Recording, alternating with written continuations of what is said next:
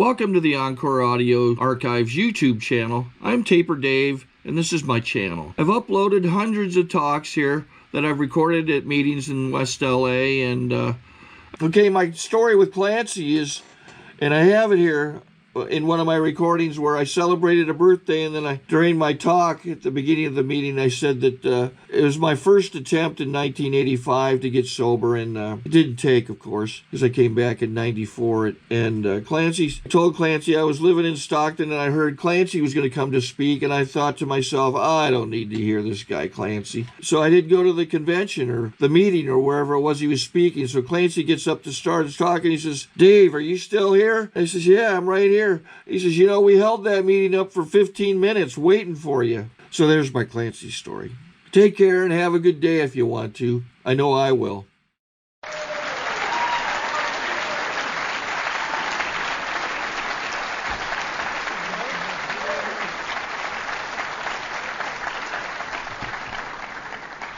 My name is Clancy Imislund, and I'm an alcoholic. I have, over the years, through no fault of my own, gotten some bad imaging. One is that I'm sarcastic, or I'm kind of a brittle guy, or smart aleck, and I'm not. Inside I'm a softie. I really am. And I was just thinking tonight, you know, Bill, if they told me I had one day left to live, I'd fly here to Georgia. I'd ask you to get up at a podium and talk. It would make that last day seem like forever. Right. Anyway,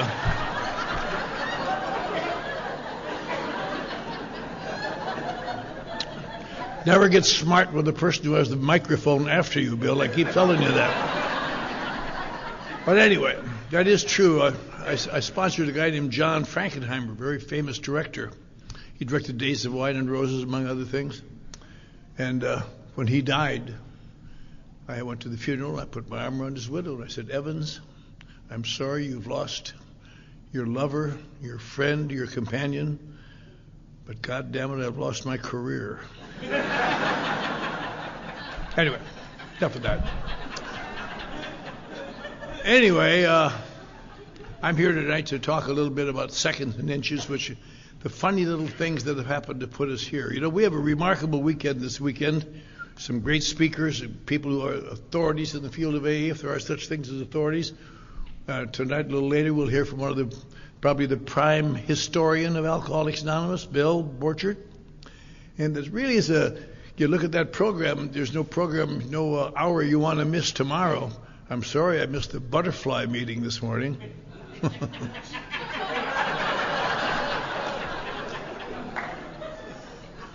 I was lucky enough that my plane was late.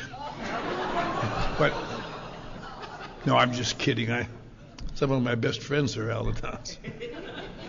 I wouldn't want my daughter to marry one.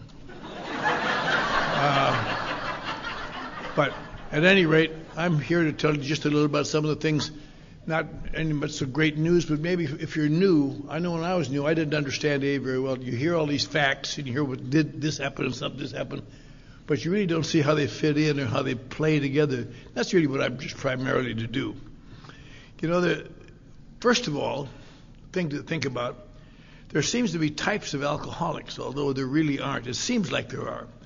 There seems to be a type of alcoholic who drinks a great deal, maybe gets addicted to alcohol, and just has a terrible time, and something dreadful happens that threatens his security, maybe lose a job or a family or a wife or something, and he quits, and he never drinks again.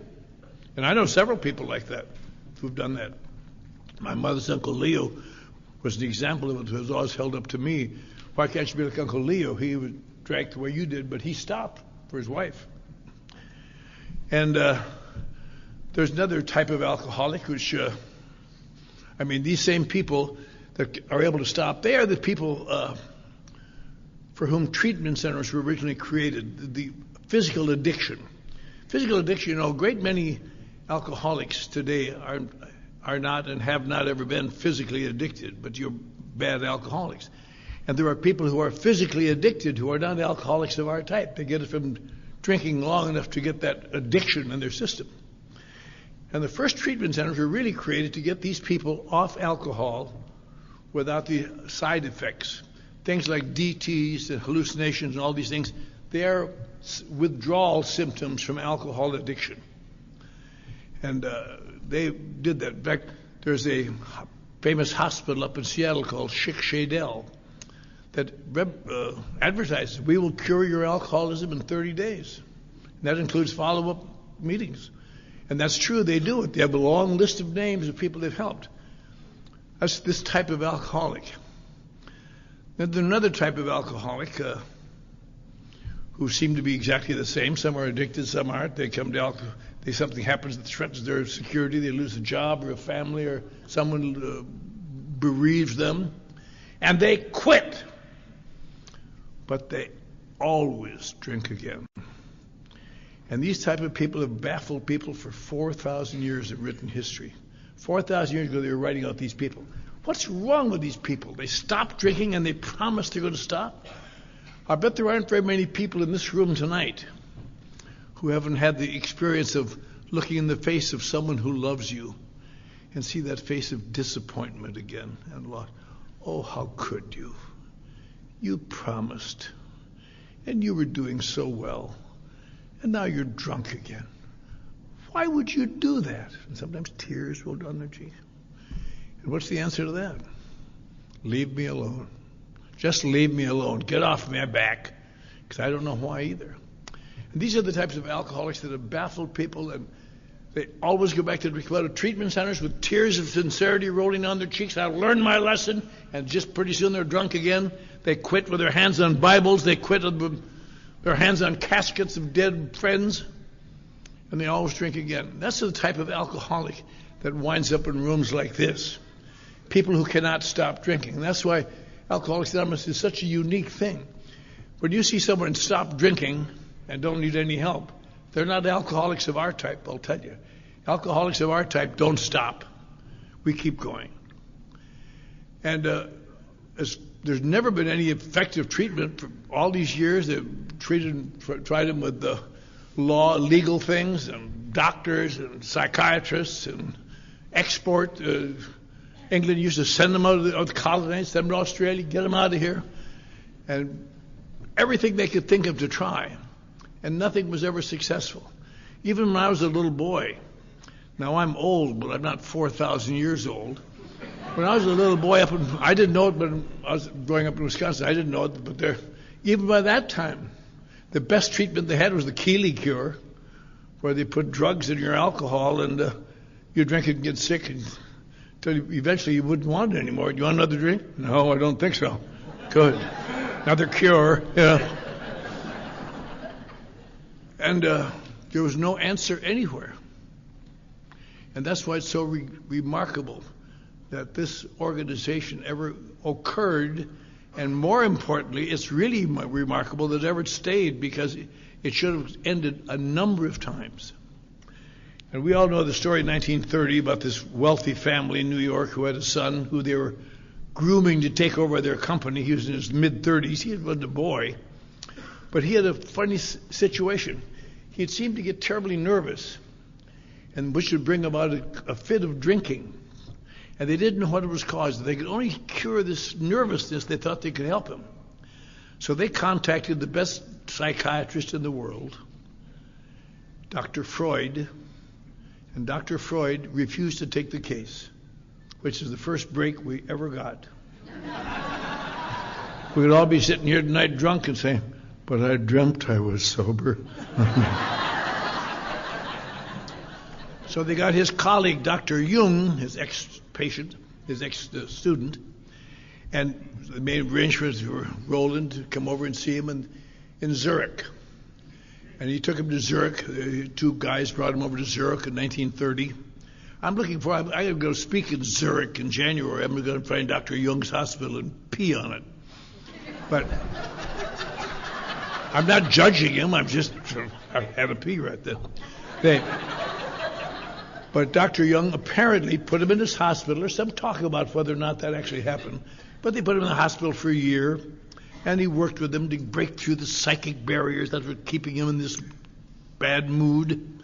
finally got him done after a year. He said, Roland, I think you understand the gravity of the problem now. You may go back home. I think you won't be troubled again.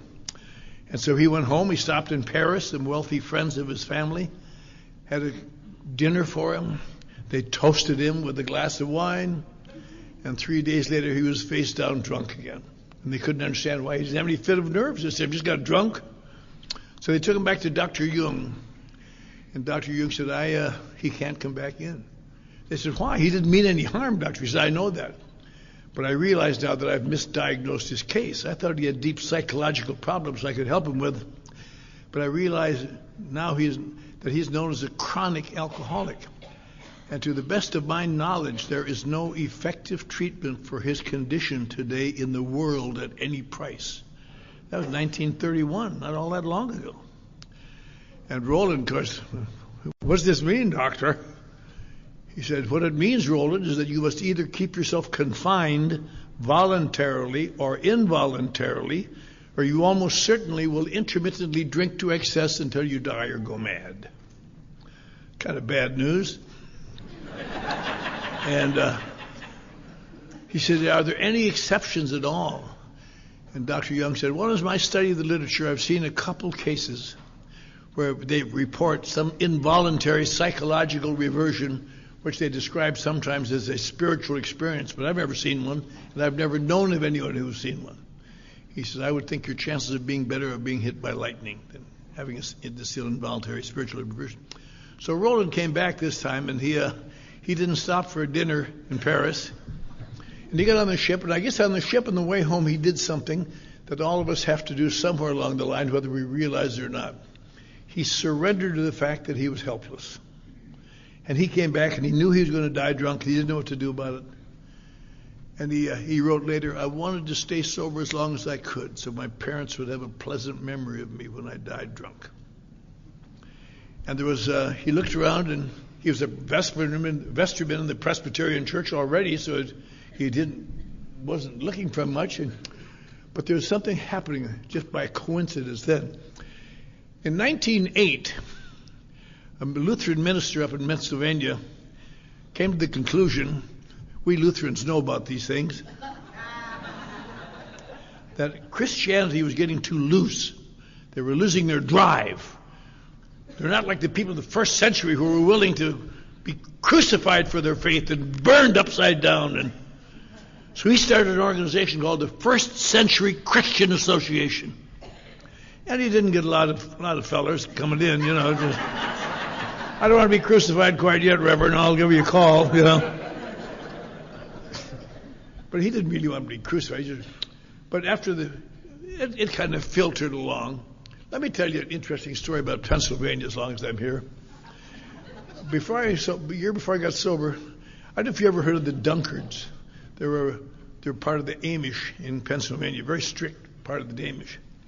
I was in Pittsburgh waiting for a bus, and I was drunk. And the bus stopped, and I dropped my money, and I picked it up, and I accidentally got some leaves and sticks dropped in the fare box. And I went to sit down. The only seat open was next to this very tall man with a black hat and a black coat and a white shirt and big beard. I sat down. I tried to be nice. I said, what are you supposed to be? He said, I am a Dunkard. I am a Dunkard pastor. I said, that's funny. That's what the bus driver just called me.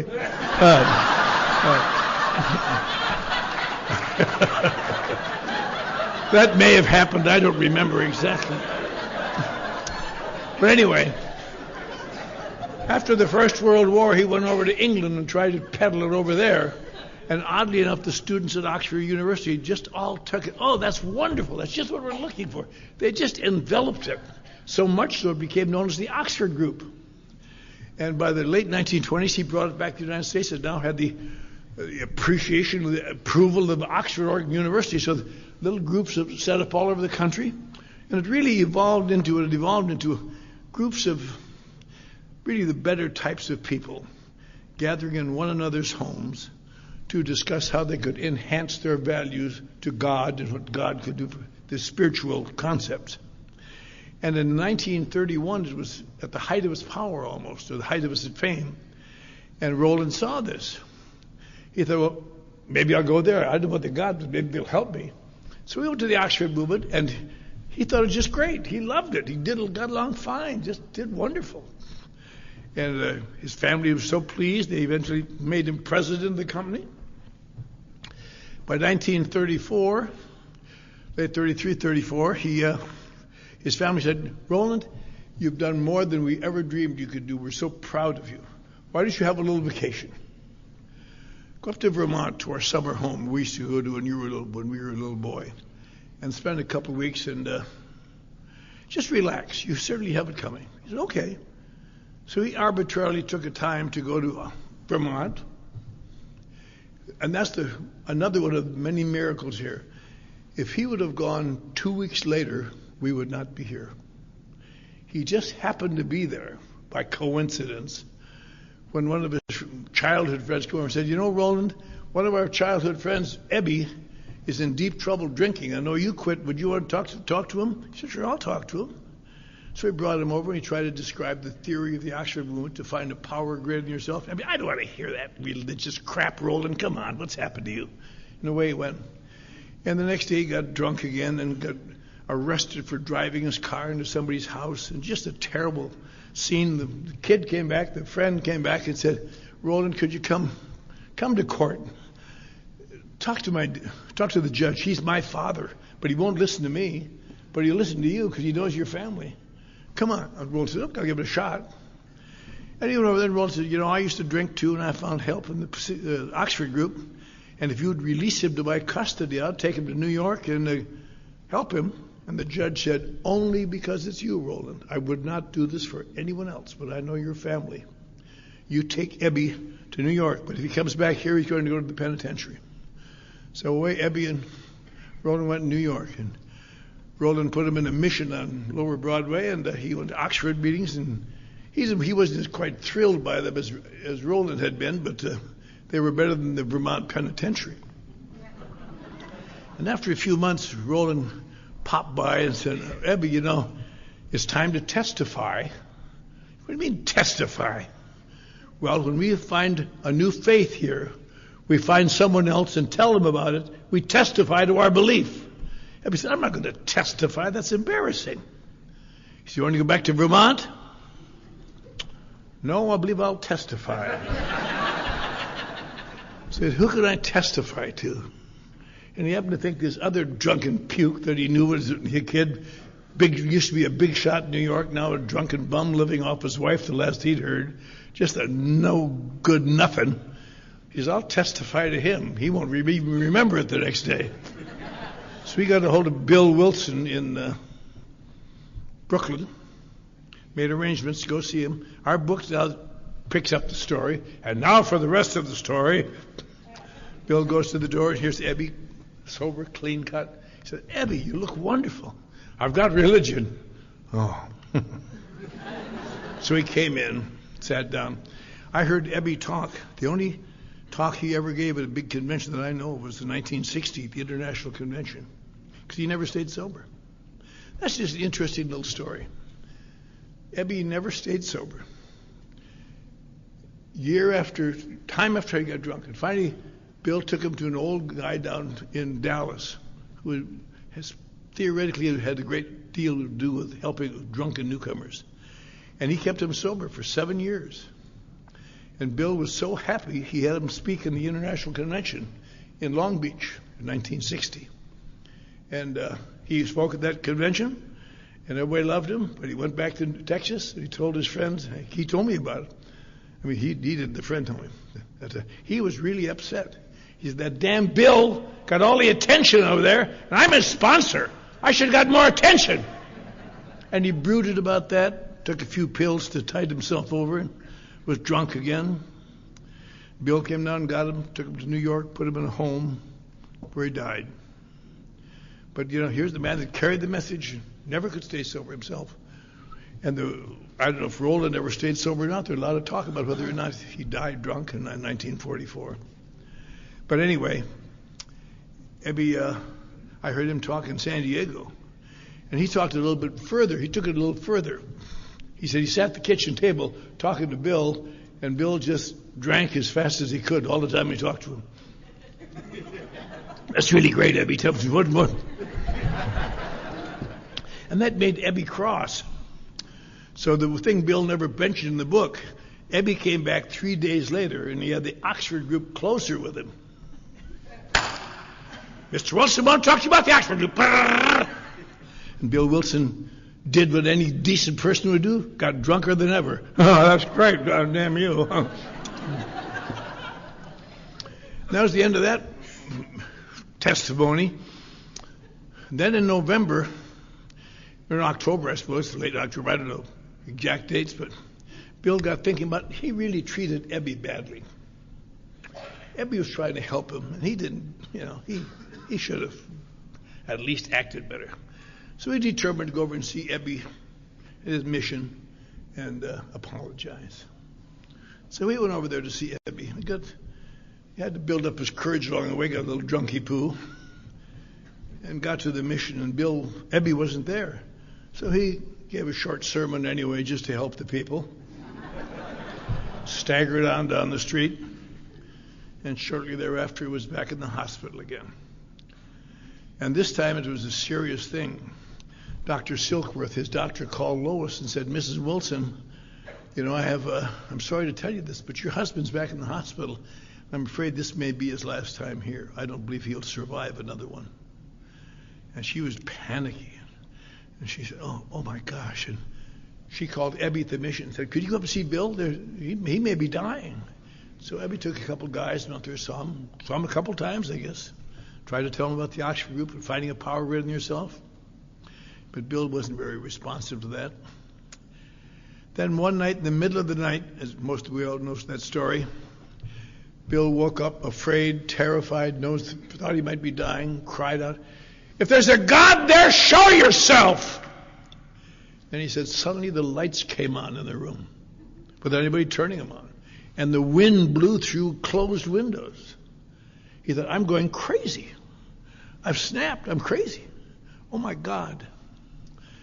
And pretty soon the lights went down and the wind stopped. And he told the doctor about the next morning. He said, Doctor, did I go crazy? And the guy looked right in the eye and said, no, you didn't, Bill. I don't know what has happened to you, but whatever you got, hang on to it. And, there's an interesting thing about that. There's always naysayers and doom criers. And some years after that, some of the people who couldn't believe AA's success found out that Bill had been treated in the hospital for detoxed with a drug that sometimes brought about hallucinations. So they spread the word that spiritual experience was really hallucination. But thank God nobody. But even if it were, what do I care? Because it changed Bill's life, and that's not a bad hallucination to have.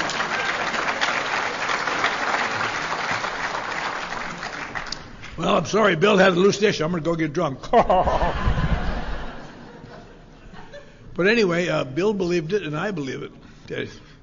And you're going to believe it. You hear me? So he got out of there, got out of the hospital, went to the Oxford group. He associated that. That's what it is, the Oxford group. He knew he had a calling to help drunkards like Ebby had helped him. And he went to the Oxford group every day for months. Take the bus, subway over from Brooklyn to sometimes Manhattan. He'd pick up street drunks along the way to help them.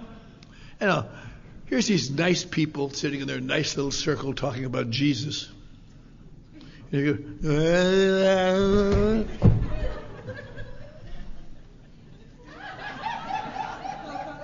I believe you're vomiting on my shoes, sir. And sometimes you'd take him home at night when they had no place to stay. It was all very wonderful. And he just gave them all, he just knew God had appointed him a spokesman to help drunkards. And he got up one morning about 6 months afterwards, and he realized the guy he brought home the night before had left early and probably stolen the coffee pot to sell for wine.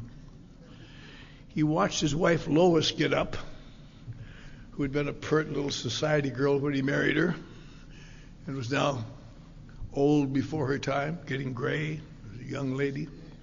putting on her old clothes, putting on her sweater with a patch on the sleeve to go to work in a cheap department store all day long so she could get enough money to pay the rent so he could run over to the Oxford group and do no good whatsoever.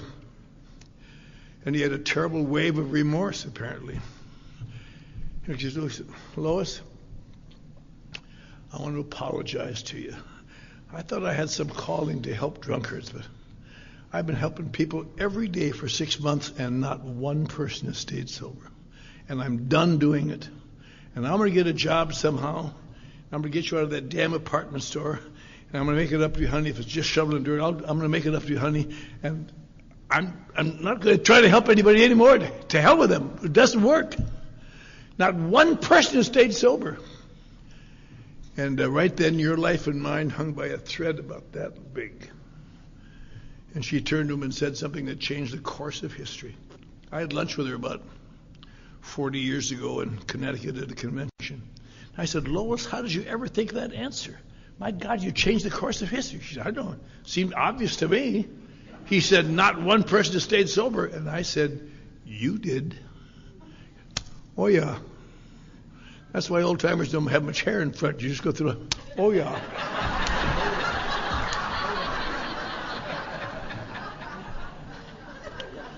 So he decided to keep going, but he wanted to see what he was doing wrong. He went down to see Dr. Silkworth at the hospital. He said, Doctor, I'm really doing all I can to help these people. I'm teaching them, taking them to the Oxford group. We're talking about God. And Dr. Silkworth said, that's where you're making your mistake. No drunkard, no decent drunkard ever got sober listening to God. He said, you going to tell them they're going to make them drink? He said, what you got? Why don't you try this? Try to tell them how you felt and what drinking did for you and how it made you feel and why, when you don't drink, how bad you feel sometimes. He says, I can't tell him that. I don't know, but I've heard enough of you guys talk about it. Maybe he'll understand. And he stumbled onto something that's the secret of Alcoholics Anonymous. You know, most of us would be aware that alcoholics as a breed are covered with an invisible cloak, and it just repels good advice. Thank you very much. That's really, thanks a lot for telling me that.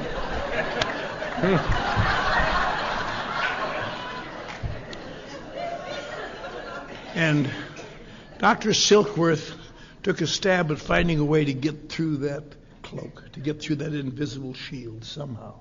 Because the information here is not secret information. They talk about the book having other materials in it. Of course, there's a lot of books that have what ACE has in it. But the difference is getting through that shield to promote it. So he said, okay, I'll try it. Doesn't seem like it worked, though. It seems kind of silly. And he got an offer of a job, as we all know. People have been watching. They said, gee, Bill, you've been sober 6 months. I got a chance for you to really, you could get back on, if you get back on your feet, get back on Wall Street. We've got this machine tool company out in Akron. We've got to buy up some proxies. We've got to get some people out of the way. And I'm going to send you out there to get them. And you'll be president of the company, and you'll be on your way to Easy Street. He says, if you fail, don't come back, because you'll never have work around here again. Don't blow this one, because this is your one chance. So, Bill, yeah.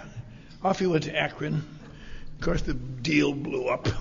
And he stood in the lobby of the hotel. Saturday morning, hot Saturday morning in May. Reached into his pocket. He had a $10 bill. He could either pay for his room or buy a train ticket home. He hated to go home, face the failure again, tell Lois he'd failed, and these people all jeering at him, tell him he's no good. As he stood there, he said, I stood in that same lobby in that same spot some years ago because I'm kind of a romantic. I wanted to see if I could recreate the feelings. And I was feeling bad just by being surrounded by Akron people.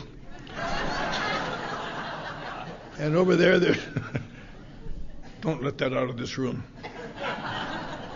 Over there was a door, has a curved sign over it, orange, said cocktails. And you heard the sounds of clinking glasses and the jukebox coming out. And he couldn't. And he had this reaction that I swear to God is the most understandable reaction I can think of. He said, if I just have a couple drinks, I can think of an answer.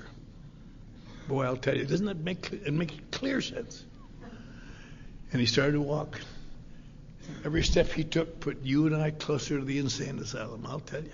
Oh, scary. Out of the corner of his eye, I saw over there some payphones on a wall. And he remembered he'd told his friends in the Oxford group, he'd called someone in the Oxford group before he got drunk or anything. So we went over there, and you know, in small town hotels, over the phones they used to anyway, named the biggest churches and their ministers and their phone numbers. And he called up the top one. The guy answered, hello. He said, my name is Bill Wilson. I'm a rum hound from New York. I got to find someone in the Oxford group. Could you help me? The man said, I really don't know what you're talking about. I'm trying to write a sermon. Please don't bother me. Hung up. Next one didn't answer. Next one didn't answer. Next one didn't know.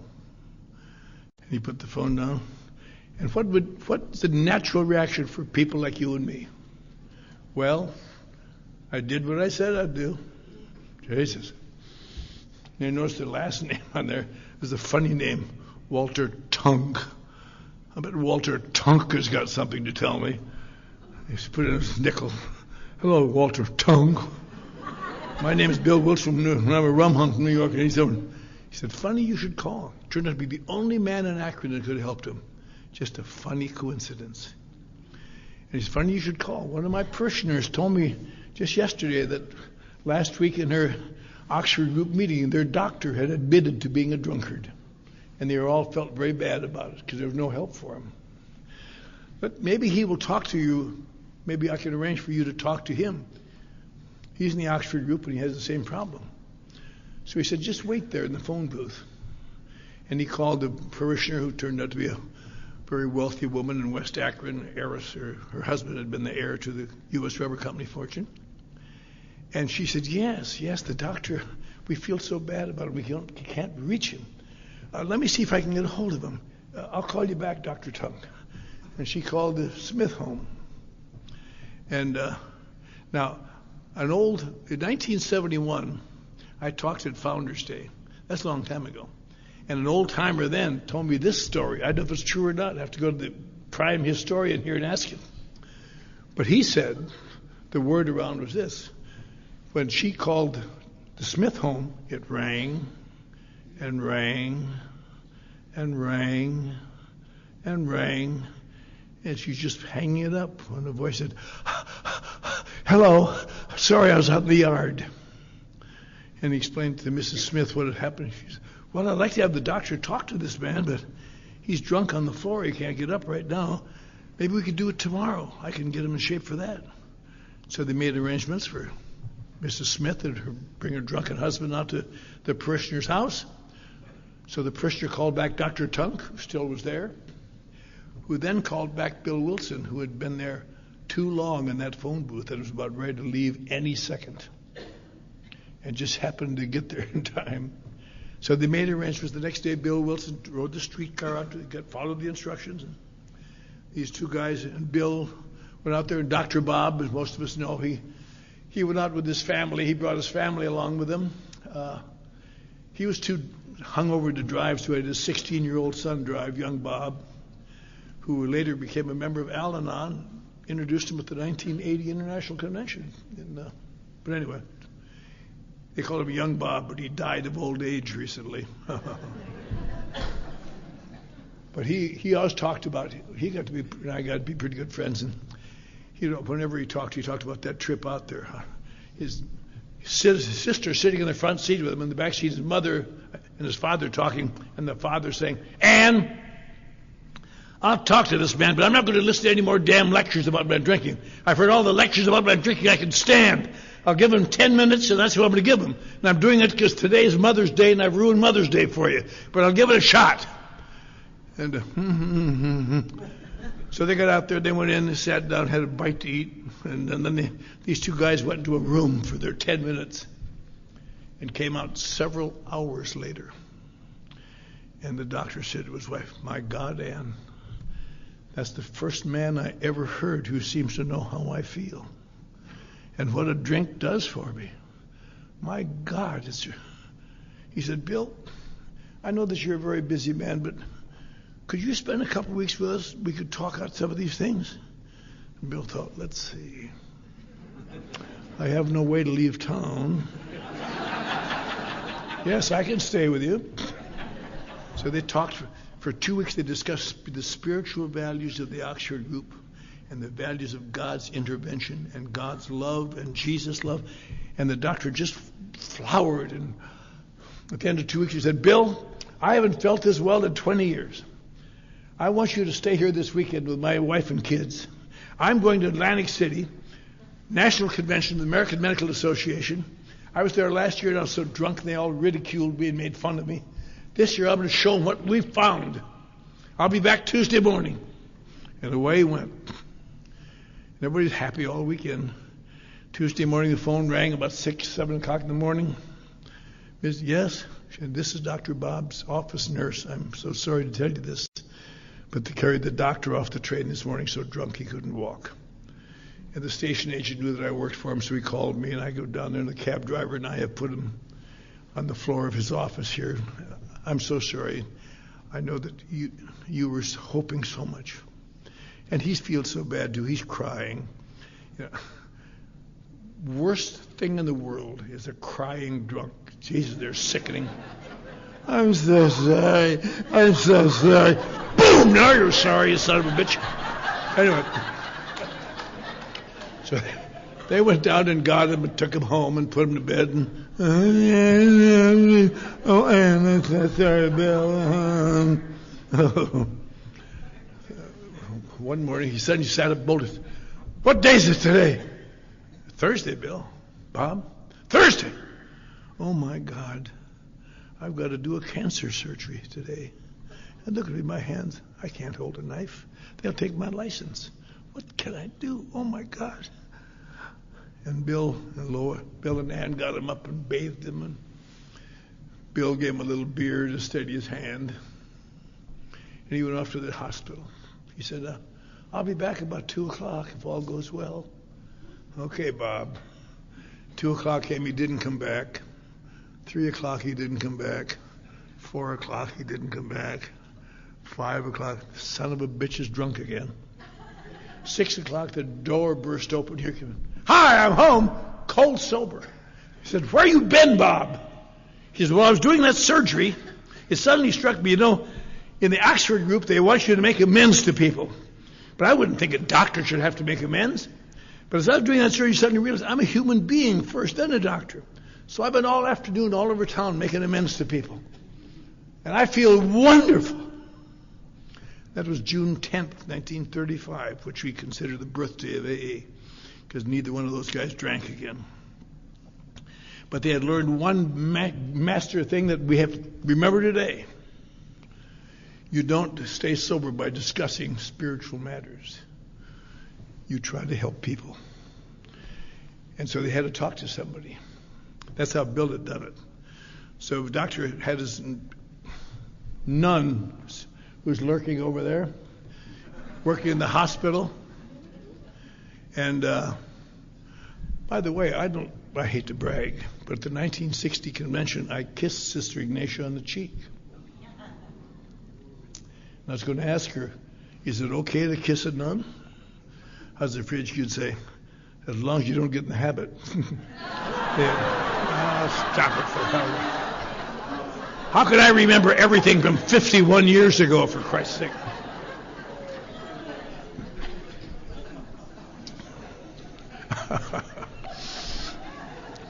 I pleased me, to hell with you. But anyway, then, so she said yes, they had someone in the hospital. At that time, you couldn't get in the hospital for alcoholism at all. You had to have, because they wouldn't treat alcoholics. You had to have some gastrointestinal problem. And they had some that was masking his gastritis. And she said he was a lawyer from Louisville, Kentucky, moved here a few years ago to cure his drinking, and his drinking got worse, of course. And I'll tell you, I'll talk to his wife and see if perhaps you can talk to him. I heard him talk, Bill D., years and years ago, 45 years ago. He said, I was laying on that bed in Akron, and my wife came to me, and said, "There's two men wanting to talk to you about your drinking, Bill." And I said, "Absolutely not. I'm not going to get any more lectures about my drinking from anybody. I'm sick of it. Absolutely not. Do not ask me again." But my wife's a rather strong woman. So I talked to those two fellas. And they never talked about my drinking once. They talked about their drinking and how they felt and what drinking did for them. I never heard anybody describe me so clearly. I couldn't believe it. So I stuck with them fellas. He became number 3 in the chain. And they worked around Akron trying to find drunks to give them the Oxford group. You got to remember, there's no meetings. Just the Oxford group. They have to get them there and they talk for an hour about Jesus and then take them outside and try. Don't ignore that. Just listen about how you stay sober. And they got a few guys, not very many people want to go religious route. One of the sidelights, it's just a sidebar as we call it, kind of a funny thing. They got a young guy named Ernie who was 29, and he wanted to be with them. He said, "Ernie, you're too young, 29, you can't be an alcoholic at 29, but you do drink terribly. Well, come on with us." So he joined him in their pursuit, and he fell in love with Dr. Bob's daughter. And although he did not know it, he did something tremendously argumentative about it. He brought AA, it wasn't AA yet. He brought us our first relationship. I don't know a word that sends a chill down a sponsor's spine worse than that word. I want to talk to you about my new relationship. You have to think on your desk that says, Okay.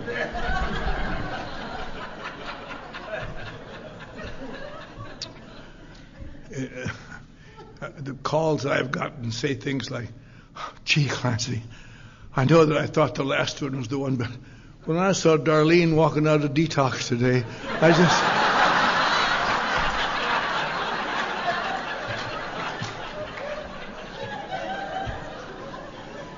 Now, that happened in my family. My youngest daughter, Susan, fell in love with a guy I sponsored 5 years old. I was not in favor of it, but I have a lot of daughters, all who know much more than I do about life. So they overruled me, and Susan got married to him. Now, I want to tell you the absolute tops of mixed emotions. It's watching your daughter go down the aisle to marry a man whose fifth step you've heard.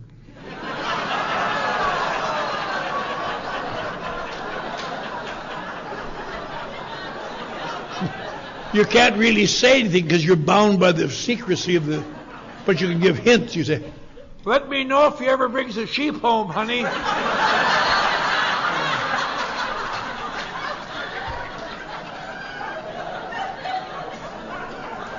But they got married, very nice.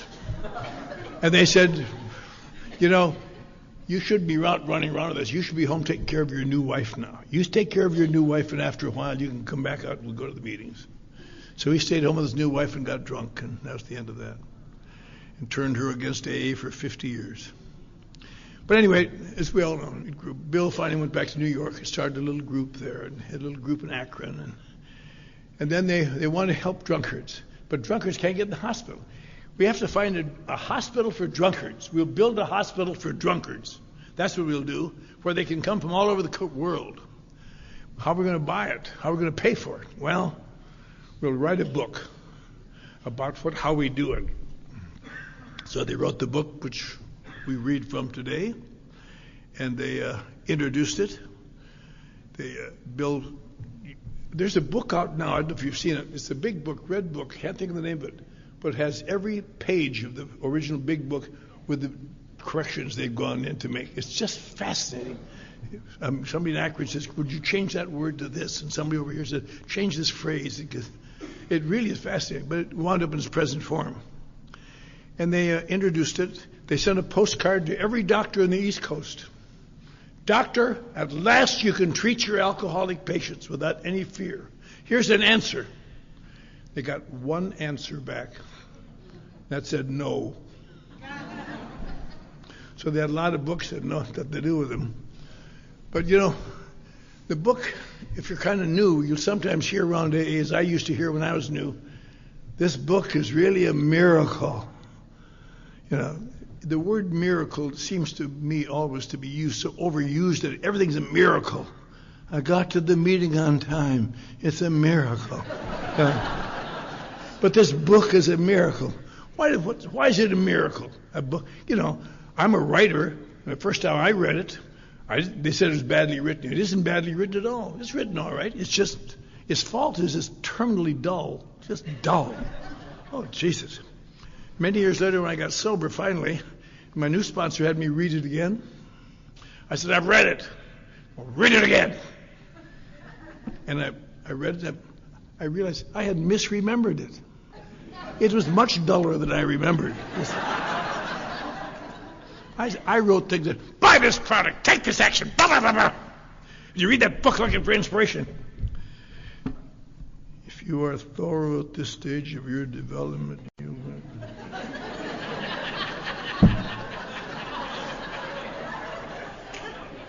So apparently it isn't the writing of it that's the miracle.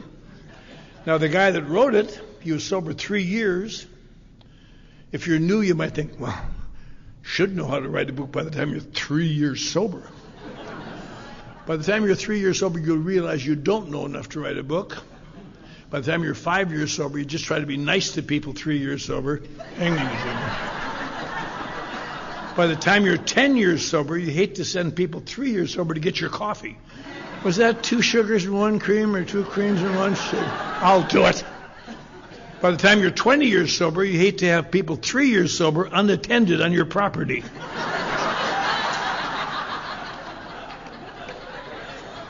And this boob, 3 years sober, surrounded by failure, incidentally.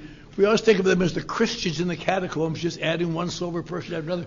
Most of them all drank again. They had very little success ratio, despite what the numbers said. And even when they put out the book, the stories in the back, several of those guys drank again. I mean, it was a tough time. And why would this be a miracle? And it turns out that book has one remarkable factor. If you stay sober, it gets smarter year after year after year. That wasn't in there last year. Yeah. And the miracle of the Alcoholics book, Alcoholics Anonymous, is that book, that strange little book, has changed the lives of more alcoholics of our type in the last 69 years than all other therapies combined in the history of mankind. That is a miracle.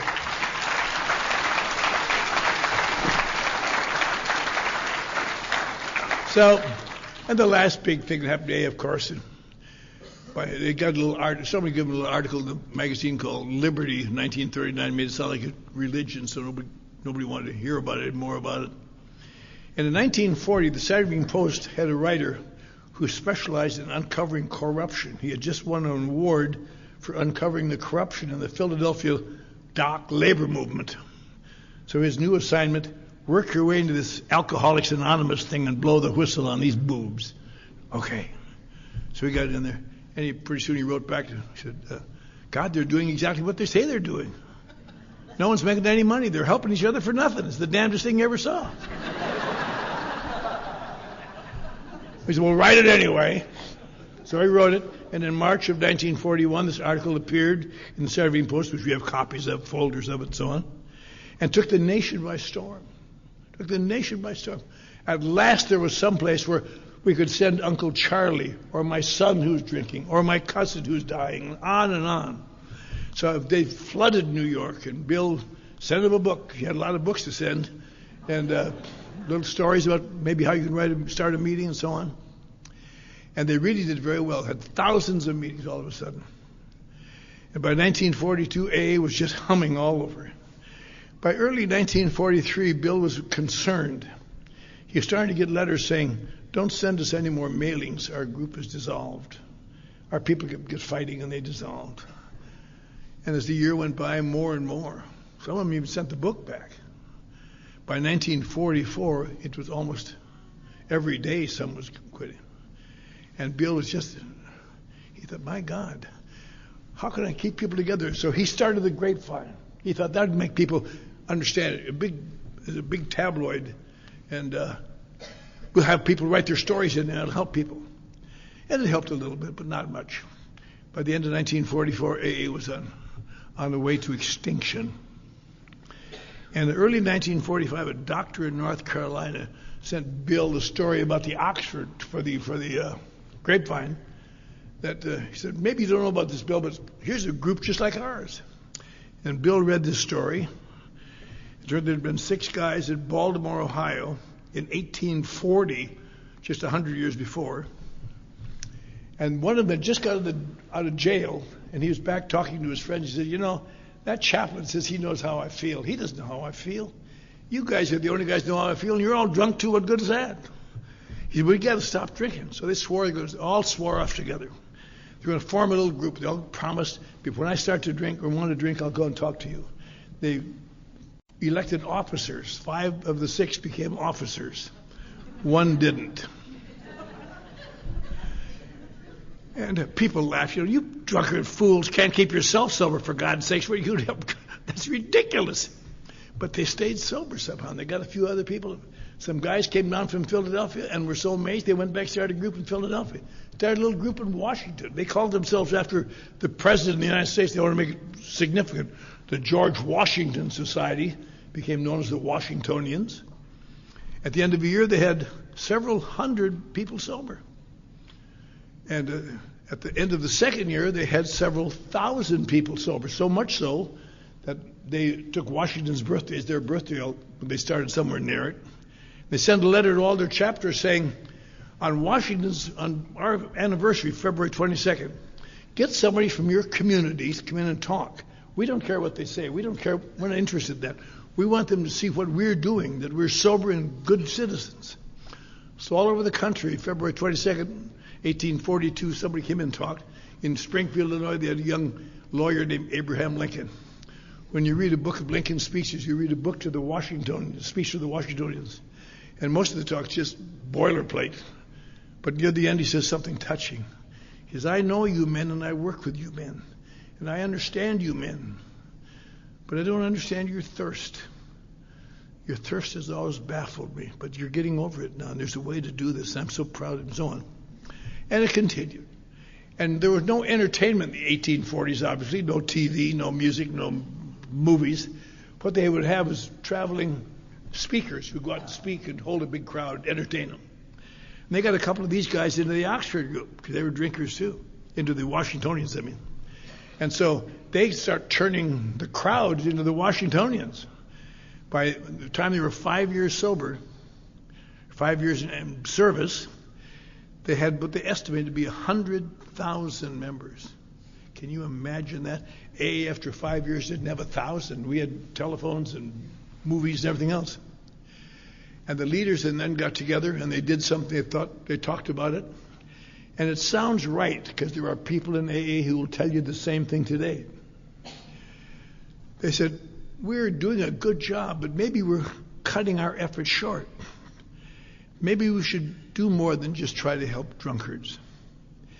Maybe we should help people who have narcotic problems, not heroin and cocaine like today, but laudanum and opium they did then, who aren't drinkers.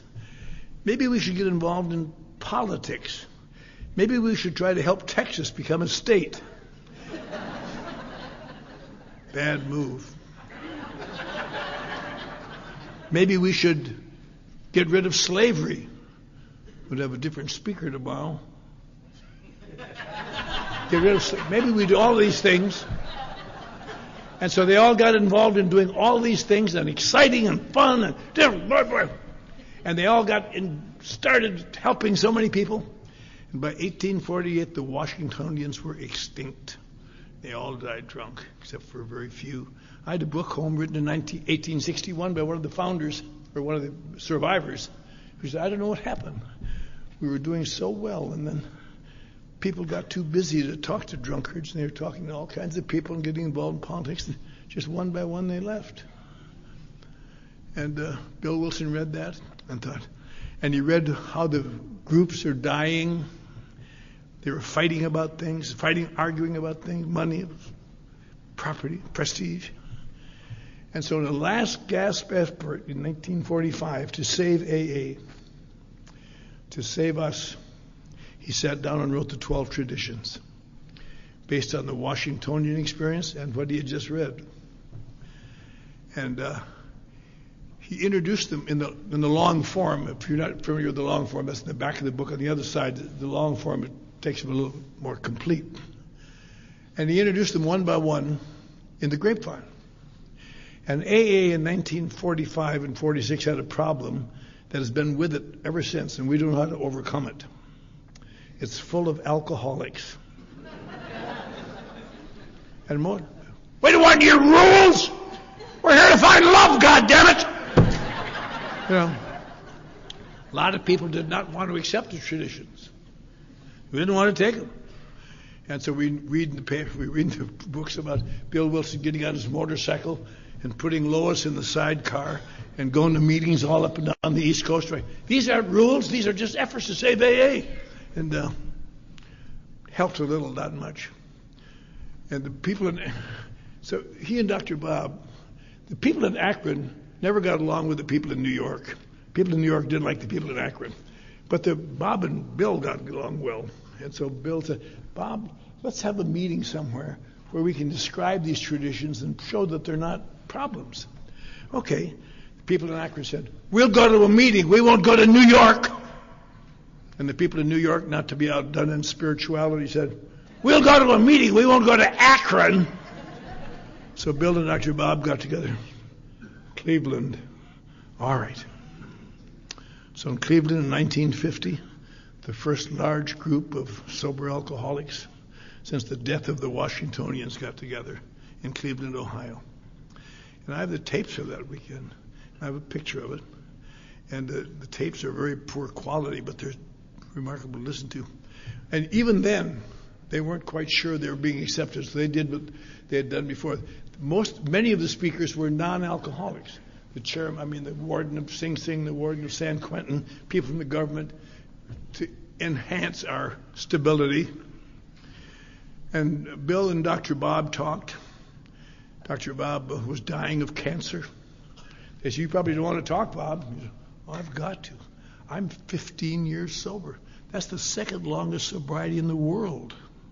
And he always was a better 12-stepper than Bill was. So on that day, his son on one side and a friend, this tall, gaunt, dying man, brought him to the podium. And he gave a short talk, which at first didn't seem to be much. I want to welcome you all to Cleveland, and I hope you go back and tell the boys and girls in your group that we get out of AA, what we put into it, we're all here to do the same thing. He says, I look over this vast group, I'm glad that some small thing I did 15 years ago helped bring this about. I want to apologize for my health. I've been in bed most of the past few months, and I hope to get better soon. And it was just nice, but ho-hum. But then, he said, but I would like to call your attention to 2 or 3 things that I think are very important. Then he gave the next 2 or 3 minutes what many people would be the good Gettysburg Address of Alcoholics Anonymous. He knew it was kind of a death. He wanted to get this out before he died. He said, first, let us remember to keep our program simple. Let's not louse it all up with Freudian complexes, which may be of interest to the scientific mind, but has nothing to do with our work here. Our work here, when reduced to the last, consists of love and service. And we all know what love is, and we all know what service is. And secondly, he said, let us guard that erring member, the tongue, and try to use it with kindness and understanding. And there isn't a person in this world, in this room certainly, or in the world like us, who does know exactly what he meant. We're all very wonderful when things are going our way. Love is the answer, baby. But let somebody hurt our feelings or thwart us. We give them the ultimate curse. One of the great funny things about alcoholics that I know, everybody in this room, I'm sure, fought the term alcoholic. Nobody ever came and said, I think I'm an alcoholic. I'm not. And eventually, okay, I'm an alcoholic. Then after you're sober a while, the worst thing you can say about somebody, I don't really think that son of a bitch is an alcoholic.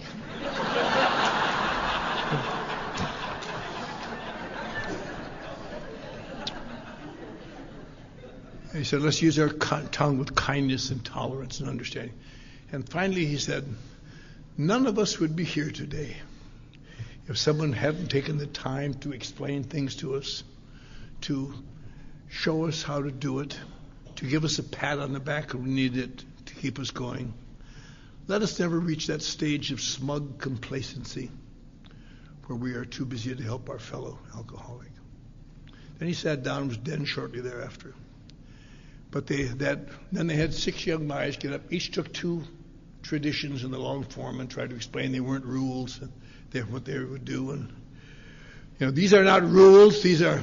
Stop pacing around, Bill. I'll let you know when I'm done. It's like watching a lion in the zoo.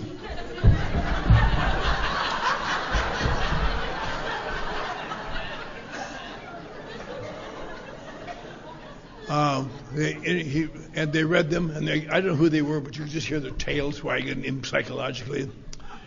And they said, these are not rules, these are suggestions to save AA. And that's one thing that some of us old-timers take an exception to, I think. In my area, although it's untrue, I am known as a dictator-type sponsor. My own sponsor, bless him, accused me of telling people, not sharing. And being a dictator. But what nobody ever realizes, to be a dictator in AA requires the 100% permission of the dictatee. All he ever has to say is, screw you, and the dictatorship is over. I think it would be nice if we had rules in place so we could put, did you say screw you to your sponsor? Come with us to the camp. That would help them for their own good. But anyway, they voted. They didn't vote it. He had them read the traditions, and here's the final emblem of Alcoholics Anonymous at its best. Bill Wilson looked over this sorry assemblage and realized he didn't know if he had the votes for I'm sure he said, we have heard the 12 traditions read. Seeing no objections, they're accepted. And it was saved, although we didn't know it. And since then, through various vicissitudes, it's grown into be 100 and some, almost 150 countries.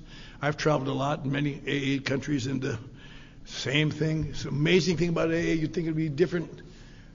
Last month I was in Rio de Janeiro, and next week in Belfast, the next week in Oslo. You'd think AA would be different, but except for the accents, you hear the same thing. Every meeting.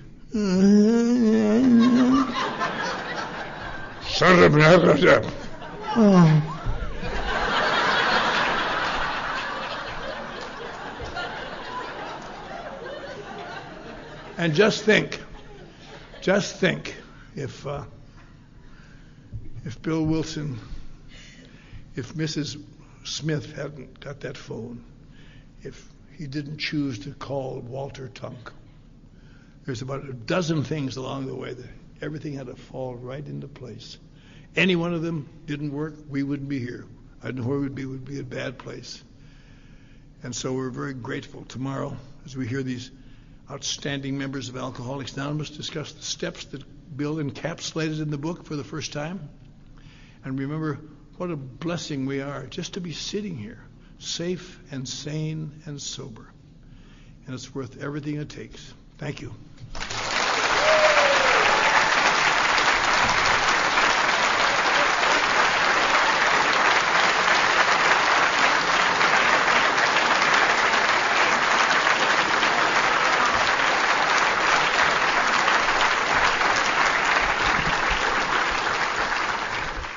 I think we got a great talk going on here. Thanks for watching the channel. Taper Dave here.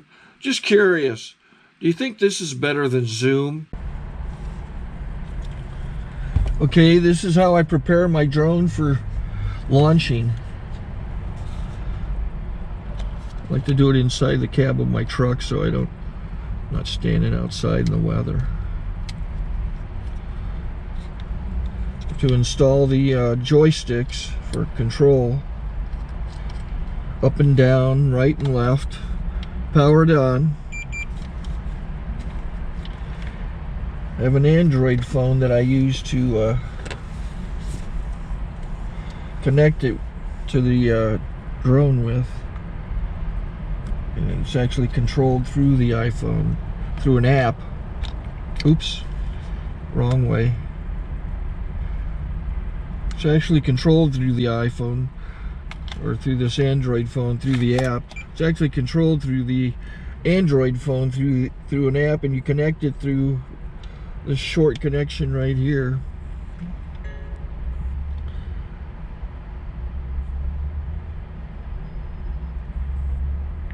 Remote control connected. Remote control's connected. So I pull out the drone. I have to extend the legs. Long legs extended first, then the short legs.